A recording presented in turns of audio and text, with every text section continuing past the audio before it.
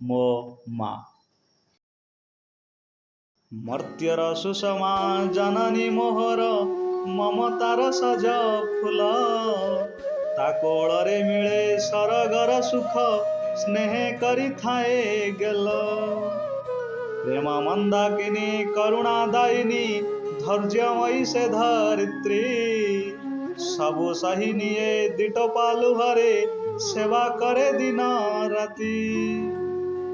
ସେହି ମାତା ମୋର ସବୁଠାରୁ ପ୍ରିୟ ଦୁଃଖ ସୁଖ ସାଥେ ଥାଏ।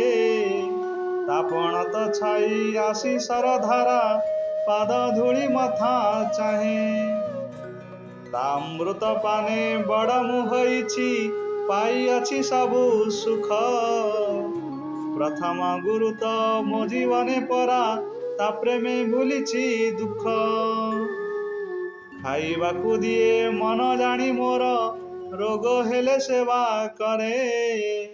ସ୍ୱାସ୍ଥ୍ୟ ଭଲ ରହୁ ମାନସିକ କରେ କାଟେ ରାତ୍ରି ଅନିଦ୍ରାରେ।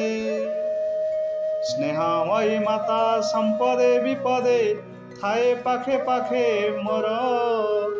ସର୍ବଂ ସହା ସିଏ ପୂର୍ଣ୍ଣ କଳସୀଟେ ତୁଳନା ନାହିଁ ତାହାର।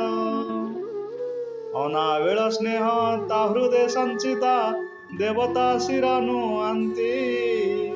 ସ୍ୱର୍ଗ ଧାମ ଛାଡ଼ି ମର୍ତ୍ତ୍ୟରେ ଜନ୍ମନ୍ତି ମା କୋଳରେ ଖେଳିଥାନ୍ତି। ଜନନୀର କୋଳ ବୈକୁଣ୍ଠ ସମାନ ଗଙ୍ଗୋତ୍ରୀ ସେ ପୁଣ୍ୟମୟୀ। ଯେତେ ବଡ଼ ହେଲେ ମୋ ମା ପାଇଁକି ତା ଆଖିରେ ଛୋଟ ମୁହିଁ। ମୁହଁ ଶୁଖିଥିଲେ ଦେଖି ଜାଣିନିଏ ଶ୍ରଦ୍ଧାରେ ପଚାରି ବସେ। ତା ସାନ୍ତ୍ୱନା ବାଣୀ ମୋ ହୃଦେ ଚନ୍ଦନ ମୋ ମୁଖରେ ହସ ଦିଶେ। ମୋ ପାଦରେ ଯେବେ କଣ୍ଟାଟିଏ ଫୁଟେ ତା ଆଖିରୁ ଝରେ ଲୁହ। ବାତ୍ସଲ୍ୟ ମମତା ମୋ ପାଇଁ ସାଇତା ତା ପରି ହେବ କେ କୁହ। ସେହି ଜନନୀର ଚରଣ ବନ୍ଦନା କରୁଥିବି ଚିରଦିନ। ବାର୍ଦ୍ଧକ୍ୟରେ ସେବା ତାର କରୁଥିବି ବୁଝୁଥିବି ତାର ମନ। ତା ମୁଖର ହସ ସଦା ଦେଖୁଥିବି ସ୍ନେହ ଯତ୍ନ ଦେବି ଭରି।